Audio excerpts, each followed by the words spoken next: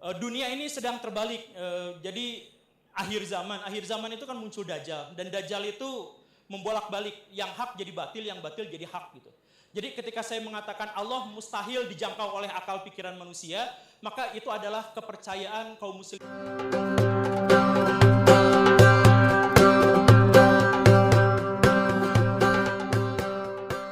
Perhatian buat saya adalah bahwa berkali-kali Pak Nuruddin mengatakan bahwa saya mengatakan bahwa yang dimaksud dengan ilmiah itu hanya empiris saja, hanya terindra saja. Saya tidak pernah, demi Allah, saya tidak pernah mengatakan seperti itu.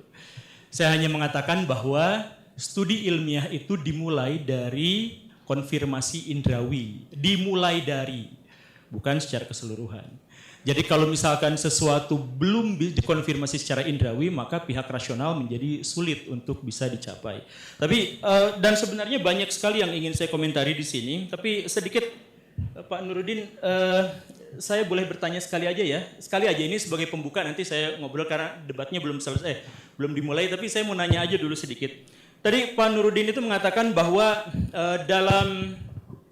untuk memahami Allah, maka kita tuh tidak bisa diuji secara indrawi, tetapi harus empiris dengan ada kausalitas dan sebagainya, harus rasional ya.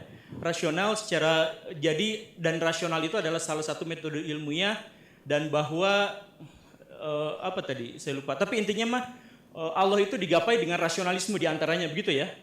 Jadi rasio itu adalah pembuktian terhadap keberadaan ilahi, begitu ya.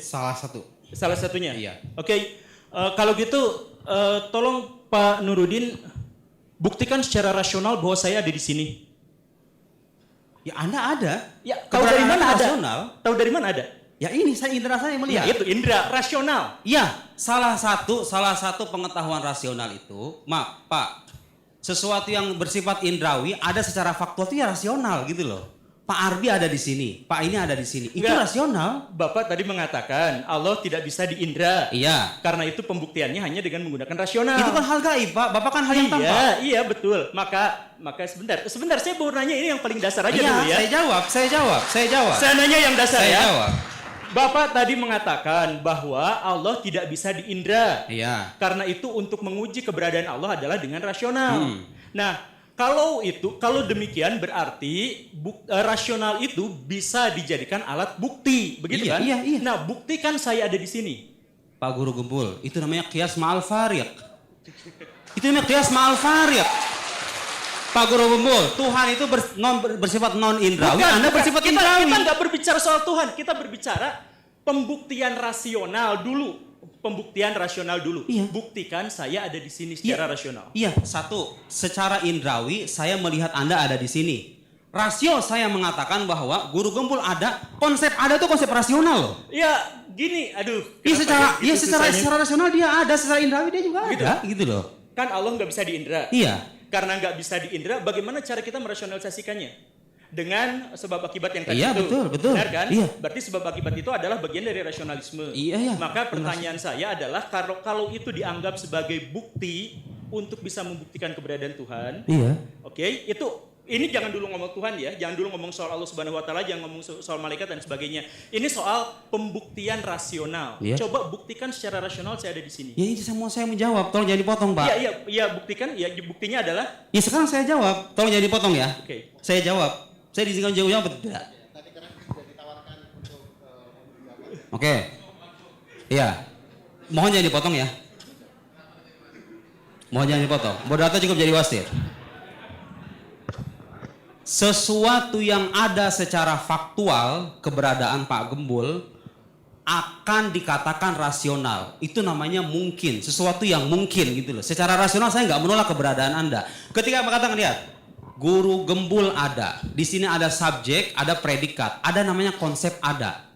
Loh, indrawi Anda tuh nggak bisa loh mandang konsep ada. Mana coba ada itu, di mana adanya? Guru Gembul ada itu, justifikasi Guru Gembul ada. Ya, indra saya melihat keberadaan beliau. Tapi konsep ada itu konsep filosofis loh. Iya. Harus melibatkan rasio. Indra saya hanya melihat apa yang tampak dari beliau ini gitu loh. Mengatakan beliau ada, itu konsep rasional.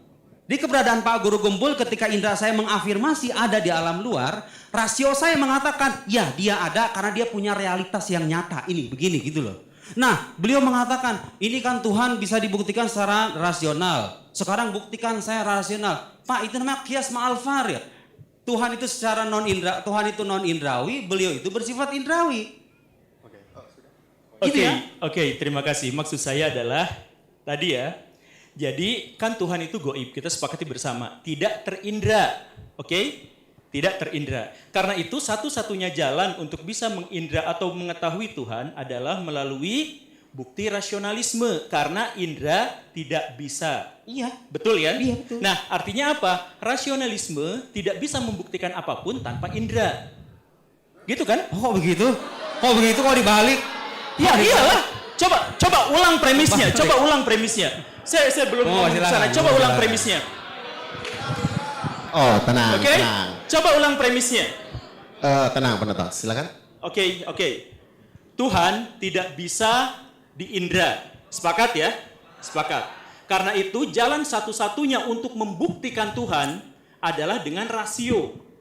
Betul kan? Betul ya? Sepakat ya? Oke. Karena itu berarti rasio itu tergantung pada sesuatu yang diindra. Enggak, Karena apa? Enggak, Pak. Kebalik logikanya. Kebalik apanya? Loh. Ya udah. Oh, silakan. Iya, iya. Pak Jadi Guru. sebentar. Iya, iya. Saya ulang lagi dari yang. Oke, saya ulang lagi ya. Saya ulang lagi. Ini saya bingung siapa sih yang jadi gini nih ya. Allah itu terindra atau tidak? Tidak. Hanya bisa dirasionalisasikan. Berarti Allah tidak terindra tapi kita hanya bisa merasionalisasikannya saja.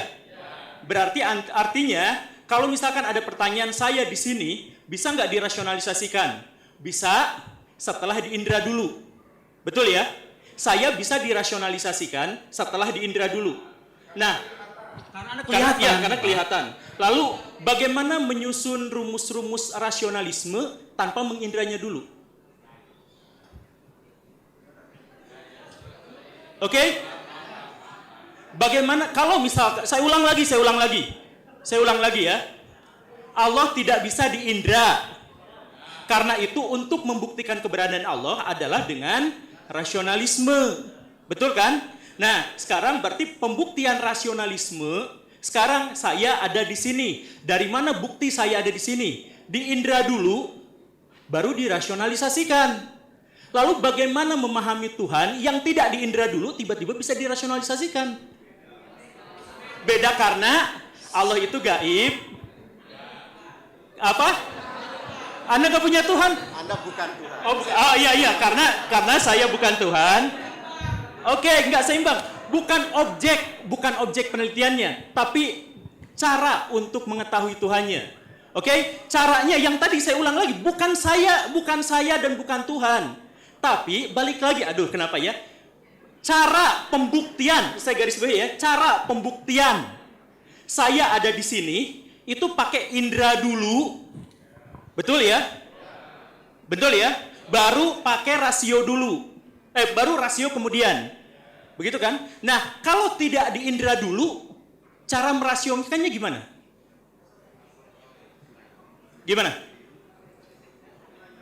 Gimana cara merasiokan sebuah yang belum terindra? Coba ada yang jawab? Apa saya ulang lagi pertanyaannya? Cukup ya? Oke, coba ada Ustadz langsung dijawab aja. Langsung dijawab. Coba. Enggak, Atau dulu. langsung Saya gitu ya? mematuhi aturan Oke. diskusi. Saya mematuhi aturan diskusi. Presentasi, mohon maaf, Pak Guru Gembul, kita diskusi ilmiah. Ya. Referensinya harus ada, argumennya harus jelas gitu loh. Oh gitu ya. Iya harus begitu dong, ya diskusi ilmiah harus begitu. Gak boleh asal ngomong, harus ada referensi dan argumennya. Oke. Jadi sebelum jawab pertanyaan saya mau googling dulu. tapi nanti silakan PR bersama-sama ya. Cuman sebenarnya sejujurnya ya, saya mohon maaf sekali lagi saya meremehkan diskusi ini kali ini bukan ngeremehin orang-orang yang ada di sini, tetapi sejak awal saya mempertanyakan kenapa ada bahasan-bahasan yang terkait dengan ketuhanan, tapi menggunakan sudut pandang filsafat gitu, atau sudut pandang yang akademik dan sebagainya. Karena sejak awal sudah menjadi kesepakatan bersama di antara kaum muslimin bahwa Allah Subhanahu wa taala itu tidak bisa dipahami oleh nalar manusia. Jadi siapapun yang bisa memahami nalar manusia maka dia telah berdusta. Jangankan nalar, yang tahu keberadaan Allah, tahu tentang Allah saja baru dijanjikan nanti di akhirat, itu pun hanya untuk orang-orang tertentu. Jadi bagaimana ceritanya ketika ada orang-orang di dunia yang bisa menjelaskan tentang Allah, menjelaskan dengan kajian empiris dan rasional dan seterusnya, dengan kajian ilmiah, saya benar-benar heran. Jadi misalkan ada sebuah pernyataan bahwa Allah tidak ada bandingannya, tidak bisa dibandingkan, tidak ada yang setara dengannya, dan seterusnya. Betul ya? Nah, kalau tidak ada yang setara dengannya, secara definitif berarti dia tidak mungkin bisa dijelaskan dan tidak mungkin bisa dipahami. Jadi Allah secara hakikat adalah tidak mungkin bisa dipahami, sehingga setiap bahasa-bahasa yang berhubungan dengan Allah Subhanahu wa taala itu akan sulit sekali untuk bisa ditelaah oleh manusia, bahkan bisa dikatakan tidak bisa ditelaah oleh manusia. Sehingga Imam Malik dalam sebuah pernyataan yang sangat terkenal itu mengatakan bahwa kalau dengar dalil tentang Allah, dengerin saja, tapi jangan sampai bertanya kenapa. Jangan bertanya bagaimana. Misalkan kalau ada istilah Allah istiwa, istiwa tuh jangan ditanyain bagaimana. Karena apa? Karena nalar kita itu tidak mungkin bisa menjangkaunya, tidak mungkin bisa mengetahuinya. Dan karena itu, maka ada sebuah hadis yang sebenarnya tidak sahih, tapi ini banyak digunakan sebagai sandaran bahwa Allah itu didekati zatnya saja. Bicarakan tentang ciptaan-ciptaan Allah, tentang tanda-tanda Allah, tapi jangan membicarakan tentang zatnya. Jadi kalau misalkan masalah akidah, ya kita nggak mungkin bisa menjangkaunya, dan menjangkaunya itu bukan hanya dalam konteks ilmiah, tetapi secara akademik kita juga tidak mungkin bisa untuk menjangkau itu. Kenapa? Ya saya pikir sekali lagi kita sudah sepakati itu, bahwa Allah tidak mungkin bisa dinalar, tidak mungkin bisa dipahami, dan tidak mungkin bisa dibayangkan. Semua gambaran dan bayangan kita tentang Allah Subhanahu wa taala itu pasti adalah hayalan dan angan-angan belaka saja. Begitu kan ya? Nah, makanya ketika ada debat ilmiah apakah akidah itu bisa diilmiahkan dan lain sebagainya, ya saya bertanya-tanya, karena justru yang menjadi masalah utama di antara kaum muslimin itu adalah soal kenapa kaum muslimin tidak mengikuti perintah Allah terkait dengan yang dipelajari itu adalah ciptaan-ciptaannya saja, bukan yang dipelajarinya itu adalah zat Allahnya saja. Zat Allahnya saja itu tidak mungkin bisa kita gapai. Jadi kalau misalkan tadi ada pernyataan Allah itu bisa dirasionalisasikan, rasio itu apa sih? Metode rasional itu apa? Saya bertanya-tanya sebenarnya dari tadi itu yang dimaksud dengan metode rasional itu apa? Coba di sini ada nggak yang bisa mengajukan jawaban yang dimaksud dengan rasional itu apa? Apa yang dimaksud dengan rasional? Ya, Kang? Bukan, itu indrawi kan. Apa yang dimaksud dengan rasional? Apa? Iya, kalau izin masuk ke Pak Guru Gembul, kalau mendasar kepada KBBI, bukan istilah ya. Kalau rasional kan tiga, pertama menurut pikiran dan pertimbangan yang logis. Kedua, logis. Menurut pikiran yang sehat. Ketiga, cocok dengan akal. Mungkin ada yang lain? Ya udah, biar cepet ya. Karena saya ini sekarang mau ketemu sama Pak Mardigu, mohon maaf. Tapi ceritanya begini. Yang dimaksud dengan rasional itu apa? Yang dimaksud dengan rasional itu adalah sesuai dengan rasio. Apa yang dimaksud dengan rasio? Bahasa Indonesianya rasio itu adalah perbandingan. Jadi perbandingan rasio antara orang yang begini dengan itu, rasio itu perbandingan. Artinya apa? Membandingkan satu informasi dengan informasi yang lain, itu disebut sebagai rasional. Jadi misalkan, dan ini disebut rasional itu pada akhirnya diterjemahkan sebagai penalaran. Apa yang dimaksud dengan penalaran? Yang dimaksud dengan penalaran itu adalah dua informasi dalam benak kita dicoba dihubungkan. Itulah yang namanya nalar. Berpikir bernalar itu adalah, misalkan bernalar itu ya. Saya itu ada di mana sekarang ya? Saya ada di mana sekarang artinya ada pengetahuan dan informasi tentang saya, ada informasi tentang tempat. Maka dikaitkan keduanya dalam bentuk pertanyaan, maka bentuknya adalah saya ada di mana. Itu artinya apa? membandingkan informasi-informasi. Artinya apa? Rasio.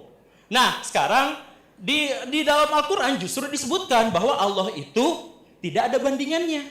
Tidak ada yang setara dengannya. Lalu bagaimana cara kita merasionalisasikannya? Kalau misalkan ada yang mau, itu berarti melanggar kaidah ilmiah di satu sisi, dan di sisi lain itu bertentangan dengan doktrin awal Islam, bahwa Allah tidak mungkin bisa dirasionalisasikan. Kan gitu. Jadi makanya kalau misalkan tadi mengutip Al-Ghazali misalkan ya Al-Ghazalinya yang kita pertengahan, coba yang akhirnya yang Munkidz gitu. Dalam kitab Munkidznya Al-Ghazali itu kan beliau menyesali cara beliau mencari Tuhan itu dengan menggunakan pendekatan rasional. Dalam Munkidz itu dijelaskan pendekatan indrawi itu ternyata gagal untuk memahami Tuhan. Beliau menjelaskan tentang misalkan atau yang saya biasa terjemahkan itu adalah misalkan ada pesawat kecil kan kelihatannya padahal jauh, artinya indrawi terbatas oleh jarak gitu. Kemudian beliau nyari-nyari lagi definisi cara untuk cara rasional. Oh, berarti cara rasional itu adalah 3 tidak mungkin lebih daripada 6, misalkan begitu kan, itu rasional. Nah, tapi beliau mengingkari sendiri, oh iya saya bertobat dari pernyataan-pernyataan seperti itu. Karena pada akhirnya saya memahami jalan terbaik untuk memahami Allah Subhanahu wa taala dengan cara, silahkan baca bukunya Munkidz Minad Dhalal. Tapi sekali lagi ya, makanya saya terheran-heran ketika sekarang ada yang mempertanyakan dan mempermasalahkan ketika saya menyatakan bahwa Allah tidak bisa, atau akidah dalam hal ini tidak bisa diilmiahkan. Kenapa? Karena memang saya tidak mau sama sekali menganggap bahwa akidah itu adalah objek dari penelitian, objek dari ilmu pengetahuan. Karena apa? Karena itu dasarnya memang, karena gini nih, ilmiah itu dasarnya dari mana? Ilmiah itu adalah hasil akumulasi pengetahuan dan kesadaran masyarakat dunia. Jadi, saya mohon maaf, sangat naif kalau ada yang mengatakan bahwa ini kan ilmiah versi Islam, ini ilmiah versi Barat. Gak ada yang seperti itu. Yang dimaksud dengan ilmiah itu artinya salah satu karakteristiknya adalah dia sudah teruji oleh metode yang bisa diulang di banyak tempat, di banyak waktu. Jadi artinya apa? Lintas batas, lintas benua. Dan bahkan setelah itu pun hasilnya adalah kebenaran empirik. Artinya apa? Tidak benar murni. Tidak benar murni.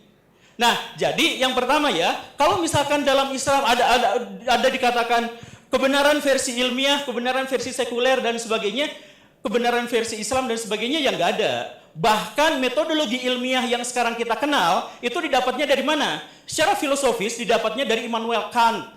Ketika beliau misalkan mengatakan bahwa rasional itu punya kelebihan dan kekurangan masing-masing, empiris punya kelebihan dan kekurangan masing-masing. Jadi ayo kita satukan. Dia bikin kantilisme tapi tidak populer, tapi itu kemudian dijadikan patokan. Maka nanti kemudian muncullah Auguste Comte yang muncul dengan positivistiknya. Dan sejak saat itulah akhirnya ilmiah itu muncul. Nah, apakah peran Islam tidak ada di situ? Besar. Karena Immanuel kan referensi utamanya justru adalah dari sarjana-sarjana muslim. Jadi misalkan soal eksperimental, uji eksperimental, soal cara menguji dan sebagainya itu kan dari Ibnu Haytham, dari Ibnu Sina dan sebagainya. Jadi banyak sekali metode-metode ilmiah yang kita pahami sekarang itu sebenarnya diambil dari metodologi ilmiah Islam. Cuman masalahnya orang-orang Islam berhenti untuk membuat metodologi itu, sedangkan orang-orang Barat berlanjut sampai sekarang. Padahal yang ada di situ juga ada dalam Islam. Makanya stop menjadi fasis dalam ilmu pengetahuan dengan mengatakan ada ilmiah versi Islam, ada ilmiah versi Barat. Yang kita pahami dari ilmiah itu adalah dari Hindu, dari Islam, dari Barat dan sebagainya itu ada. Nah, ini juga sebenarnya terkait dengan ajaran Islam yang paling dasar, bahwa ilmu itu tidak pernah ada ilmu Barat, ilmu Timur. Semua ilmu demi Allah itu dari Allah Subhanahu wa taala tanpa kecuali. Semua ilmu itu. Tinggal siapa yang akhirnya membuat metodologinya. Nah, untuk menciptakan metodologi ilmu itu ada yang muslim, ada yang non-muslim. Yang muslim kita ambil, yang non-muslim kita ambil juga. Disebutnya sebagai hikmah. Makanya di abad di abad kejayaan Islam itu ada yang namanya Harun al-Rashid. Dia itu bikin yang namanya Raudatul Hikmah. Raudatul Hikmah itu apa? Perpustakaan yang isinya adalah ilmu-ilmu yang berasal dari Romawi, dari Persia, dari India, dan lain sebagainya. Kenapa? Karena pada waktu itu istilah hikmah berarti adalah milik kaum muslimin yang hilang. Pernah dengar ya istilah itu ya? Jadi hikmah itu adalah milik kaum muslimin yang hilang, masih ingat ya? Nah, karena itu adalah milik kaum muslimin yang hilang, maka itu milik kaum muslimin, ya diambil dalam Raudatul Hikmah. Lalu putranya itu membuat dari sekedar perpustakaan berubah menjadi tempat penelitian ilmiah. Maka disebutlah Baitul Hikmah. Nah, jadi tradisi ilmiah itu diantaranya adalah dari Islam karena untuk pertama kalinya dalam sejarah ilmu tidak disekulerkan dan tidak difasiskan. Tidak ada ini namanya ilmu dari Persia, ini dari tidak. Pokoknya semua ilmu itu adalah dari Allah Subhanahu wa taala untuk kemudian diambil dan menjadi milik dari seluruh umat manusia. Baitul Hikmah itu adalah hasil dari terjemahan banyak dari non-muslim dan muslim juga ada. Nanti setelah itu diterjemahkan lagi sama orang-orang barat, boleh tidak? Ya boleh. Karena apa? Ya karena itulah yang namanya ilmiah. Ilmiah itu universal. Jadi mohon jangan dikotomikan nanti ada ini versi ini gitu ya. Tapi balik lagi ke misalkan memahami soal agama gitu ya. Nah, dalam Islam itu Allah tidak mungkin bisa dan tidak boleh, dan kita tidak boleh mendekati Allah Subhanahu wa taala dengan jalur rasional, atau maksudnya dengan jalur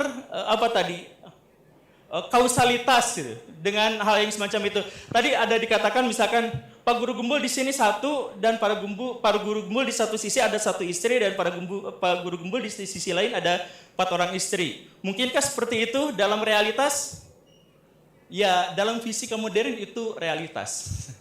Jadi kalau misalkan baca mekanika kuantum yang Niels Bohr itu, nah itu sebenarnya di situ ada kemungkinan. Jadi bukan kepastian, makanya nanti muncul teori tentang multiverse dan sebagainya. Ya walaupun sampai sejauh ini masih hipotesis gitu ya, tapi itu sekarang sudah dinyatakan sebagai sesuatu yang mungkin.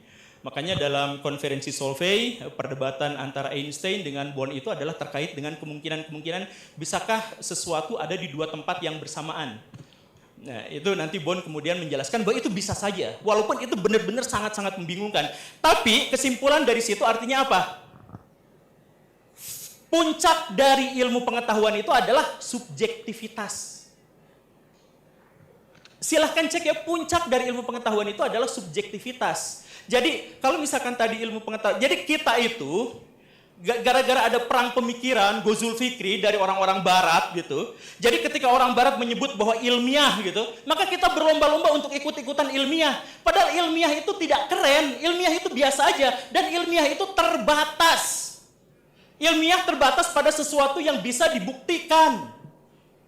Nah, jadi menjatuhkan derajat Allah Subhanahu wa taala pada cabang metode yang justru diragukan sejak awal. Kan ilmiah itu dasarnya skeptis. Bukan selalu skeptis, Pak. Dasarnya itu skeptis. Apakah begini? Dan diakhiri oleh ini kebenaran versi ilmiah yang terbuka kemungkinan untuk salah. Siapa di sini yang mau mengatakan, saya ragu kepada Allah, dan bahkan ketika saya telah mempercayainya, saya tetap harus ragu pada Allah, saya membuka kemungkinan bahwa Allah itu 3 misalkan. Siapa yang berani mengatakan seperti itu? Cung? Tolong acungkan tangan. Tidak ada. Kewajiban dari metodologi ilmiah adalah seperti itu. Kewajiban dari metodologi ilmiah itu adalah skeptis. Saya nggak bawa referensi, tapi silakan kalau mau googling sekarang boleh. Bahwa untuk mencapai ilmiah, hal pertama yang harus kita bayangkan itu adalah bahwa kita harus skeptis, kemudian diakhiri oleh pernyataan bahwa ini benar secara empiris, tetapi saya terbuka pada kemungkinan bahwa pernyataan saya itu salah. Bahwa hasil penelitian saya itu salah. Karena begitulah yang namanya metodologi ilmiah. Dulu Pluto disebut sebagai planet, sekarang bukan, lalu ada isu lagi untuk dijadikan dan sebagainya. Ilmiah itu ya seperti itu. Beranikah di antara orang-orang yang ada di sini mengatakan Allah itu esa, tapi mungkin aja 3. Tapi lalu nanti dikatakan lagi, oh 1, tapi bisa aja nanti 4. Itu betapa kurang ajarnya. Makanya sekali lagi zat Allah jangan dipikirkan secara rasional. Rasio itu artinya perbandingan-perbandingan. Perbandingan-perbandingan artinya apa? Membandingkan Allah dengan sesuatu yang lain. Saya coba dengan secara sederhananya filsafat bahasa. Gini ya. Coba saya tanyain, siapa yang bisa? Saya kasih dompet saya. Nggak bercanda, dompet saya isinya dikit. Coba coba saya misalkan tanyakan yang ada di sini ya. Apa yang dimaksud dengan mic? Hah? Apa? Alat pembesar suara. Mikrofon. Apa yang dimaksud dengan mikrofon? Apa? Pengubah suara. Pembesar suara. Oke, itu sebenarnya tidak definitif, tidak selesai definisinya. Jadi definisi itu kita harus gabungkan dia pada sebuah kelompok tertentu, baru kemudian cari identitasnya yang memisahkan dia. Gitu kan? Definisi paling sederhana itu gitu kan? Jadi misalkan golongkan ini kepada sesuatu. Apa ini? Alat elektronik. Sepakat ya? Alat elektronik. Lalu bagaimana cara memisahkan dia dengan alat elektronik yang lain, dengan kamera, misalkan dengan handphone, yaitu bahwa alat elektronik yang berfungsi untuk membesarkan suara. Nah itu definitif. Itu definitif. Jadi dia harus masuk golongan apa dulu, dia termasuk golongan apa, kemudian dia identifikasi dia kelompok mana. Itu baru bisa didefinisikan. Setelah bisa didefinisikan, masuk ke dalam konsep. Setelah bisa dikonsepkan, maka dia bisa dikaji secara ilmiah. Setelah dikaji secara ilmiah, setelah tahu, maka kita cari hipotesisnya. Setelah kita cari hipotesisnya, maka kita bikin susun metodologi penelitian ilmiah. Bagaimana cara membuktikannya, bagaimana cara menguji pembuktian itu, dan sebagainya. Oke, akhirnya kemudian kita diuji. Oke, dari mulai definisi ini, satu, kita cari kelompoknya apa. Dua, kita masukkan ke dalam identitasnya apa. Sekarang pertanyaan saya, Allah golongan apa? Siapa yang bisa cuma tangan saya? Siapa yang berani mengatakan Allah termasuk golongan apa gitu? Saya guru gembul. Yang dimaksud dengan guru gembul apa? Golongannya apa? Konten kreator. Setuju ya? Konten kreator berkacamata, pakai peci yang sok-sokan keren dan sok-sokan ilmiah misalkan gitu ya, itu definisinya. Boleh? Boleh. Karena apa? Karena sudah ada golongannya. Saya golongannya adalah konten kreator. Gitu kan? Untuk mendefinisikan itu begitu. Sekarang Allah golongannya apa? Musyrik ada orang yang bilang menggolongkan Allah itu.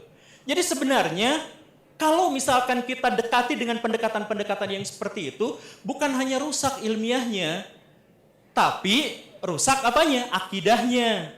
Allah, ya saya selesaikan saja, demi Allah saya beriman pada Allah Subhanahu wa taala, demi Allah. Tetapi apakah saya bisa membuktikannya secara ilmiah? Saya bisa membuktikannya, tapi tidak secara ilmiah.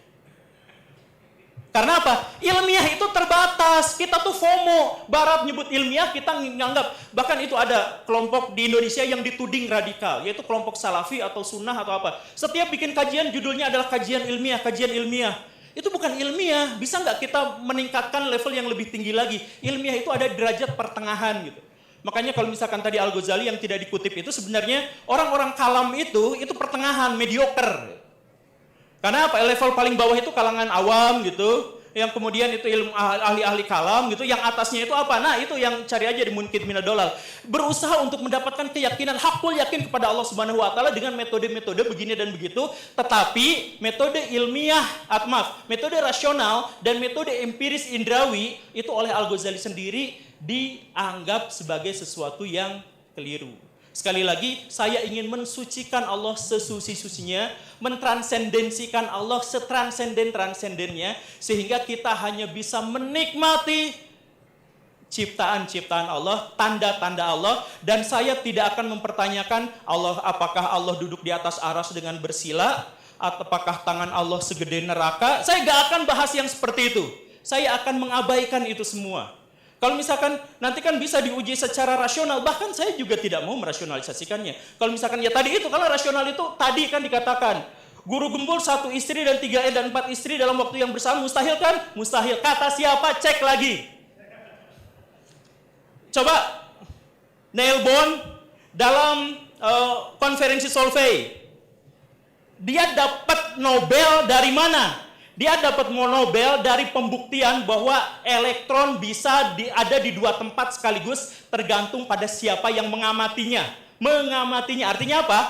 Puncak dari ilmu pengetahuan adalah subjektivitas, tergantung pada subjek. Dan ini juga sesuai dengan pernyataan Ibnu Sina. Ibnu Sina pernah mengeluarkan sebuah pernyataan yang kemudian dianggap kontroversial. Ibnu Sina mengatakan bahwa Allah tidak maha mengetahui.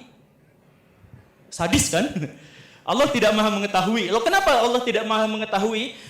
Karena sebenarnya Ibnu Sina bukan mengatakan Allah tidak maha mengetahui. Ibnu Sina hanya mengatakan Allah maha mengetahui tetapi dengan pengetahuan yang berbeda dengan kita. Jadi ini sebenarnya adalah cara Ibnu Sina untuk ngerosting ilmu pengetahuan ilmiah kita. Maksudnya apa? Pengetahuan itu didasarkan pada objektivitas. Misalkan ya, ini warnanya apa? Putih. Siapa yang bilang ini hitam? Oke? Mau bersumpah mubahalah bahwa ini hitam? Mau bersumpah ini semuanya putih ya, disepakati ya. Kenapa kita menyebutnya secara keseluruhan kita menyebut ini putih? Kita menyebut semuanya ini putih karena apa? Karena kita didorong, dipaksa oleh objektivitas. Objektivitas artinya apa? Harus sesuai dengan objek. Jadi kalau saya sebut ini air, saya benar. Kalau saya sebut ini adalah kereta api, tidak benar. Karena objeknya dinamai secara sepakat bersama itu adalah ini air mineral. Begitu kan? Nah artinya apa? Pengetahuan mengikuti objek. Maka kata Ibnu Sina adalah mustahil Allah mengikuti apa yang diketahuinya. Ngerti kan? Mustahil Allah mengikuti apa yang diketahuinya. Karena yang sesungguhnya terjadi adalah Allah itu diikuti oleh apa yang diketahuinya. Jadi Allah mengetahui bahwa alam semesta ini ada, maka semesta ini ada. Makanya dalam Al-Farabi dengan teori emanasinya itu Allah berpikir tentang alam semesta, maka alam semesta ini ada. Jadi Allah sendiri yang munculkan pengetahuan itu. Jadi subjektivitas. Nah, inilah yang kemudian menjadi sangat buruk kalau misalkan diterapkan pada manusia. Manusia pengetahuan tertingginya adalah ilmiah. Ilmiah itu artinya apa? Sesuai dengan objeknya. Sesuai dengan objeknya berarti harus sesuai dengan apa yang dilihat dan disadarinya. Padahal itu terbatas. Makanya, cuman saya paham kalau misalkan Ustadz Nuruddin tadi berapi-api menyalahkan saya karena beliau mengambil definisi ilmiahnya itu adalah dari sumber-sumber teologis. Mungkin gitu ya. Hah? Filsafat. Oh iya, filsafat, baik. Oke, sudah googlingnya. Oke, jadi sekali lagi, ketika saya katakan Allah tidak bisa dinalar, itu adalah pernyataan para ulama salaf. Saya pikir sudah disepakati. Ketika ada sebuah pertanyaan dari orang-orang Mu'tazilah, Al-Quran itu makhluk atau bukan? Maka Ahmad bin Hambal yang kemudian kita ikuti menjawab bahwa Al-Quran adalah kalam Allah. Lalu kalam Allah itu apa? Kata Mu'tazilah. Lalu Ahmad bin Hambal mengatakan apa? Tidak mengatakan apa-apa karena beliau hanya mengikuti Quran dan Sunnah saja. Yang tidak ada dalam Quran dan Sunnah terkait dengan akidah, beliau bungkam. Dan tidak mau menjelaskan sama sekali terkait dengan hal itu. Maka sangat luar biasa ketika Kaira sekarang mengumpulkan begitu banyak orang untuk menggibahkan Tuhan. Jadi gitu ya. Jadi nalar sederhananya. Tapi kemudian saya ingin mempertanyakan sesuatu yang sangat sederhana. Kan gini ya, dalam doktrin Islam, pahami tentang sifat-sifat Tuhan, pahami tentang wujud, tentang ciptaan-ciptaannya, tentang tanda-tandanya, tapi jangan berpikir tentang zatnya. Begitu ya. Nah, pertanyaan saya adalah, kenapa kaum muslimin justru malah ribut soal zat Allah dan berdebat soalnya, tapi tanda-tandanya tentang ciptaan-ciptaannya itu diabaikan. Yang diperintahkan sama Allah Subhanahu wa taala untuk melihat tanda-tandanya kita abaikan, sedangkan yang benar-benar berurusan dengan Allah Subhanahu wa taala, yang zatnya itu kita bicarakan. Kenapa coba seperti itu? Ini kan pertanyaan. Nanti silakan, ini pertanyaan retoris, silakan jawab aja untuk semua orang yang ada di sini gitu. Kenapa ciptaan-ciptaan Allah tidak dibahas? Tapi kalau misalkan tentang Allahnya kita ribut di situ. Nih, Mik. Demi Allah ini bukan orang buat bikinan orang Islam. Ini pabriknya mungkin dari Cina atau dari Jepang. Itu kursi-kursi itu nggak ada yang buatan Muslim. Jadi Muslim sampai sekarang itu terpuruk, tidak menghasilkan peradaban, tidak berkontribusi terhadap masyarakat. Ya paling mereka akan nyari, oh tapi kan leluhur kami Ibnu Sina. Ya paling jawabannya seperti itu. Kenapa kaum muslimin sekarang tidak menghasilkan peradaban? Karena bertentangan dengan syariah Allah. Allah nyuruh bahwa yang harus kita pelajari itu adalah meja, kursi, alam semesta, matahari, energi terbarukan, mobil, motor, dan sebagainya. Lalu apa yang sekarang kita lakukan? Yang kita lakukan adalah ngegibahin masalah-masalah zat Allah. Takdir Allah dibicarakan, apakah begini dan begitu. Sifat Al-Quran itu apakah makhluk Allah atau bukan. Kenapa yang dibahas itu adalah hal yang semacam itu? Detik ini ketika saya sedang ngomong di sini, ada orang-orang Cina yang sedang bikin komputer kuantum. Dan kalau misalkan itu sudah mewujud, maka mereka bisa menguasai dunia. Di Jepang dan di Korea sekarang sedang bikin nanoteknologi. Amerika Serikat sedang mengembangkan AI. Ya, tahu. Nah, coba saya tanyakan.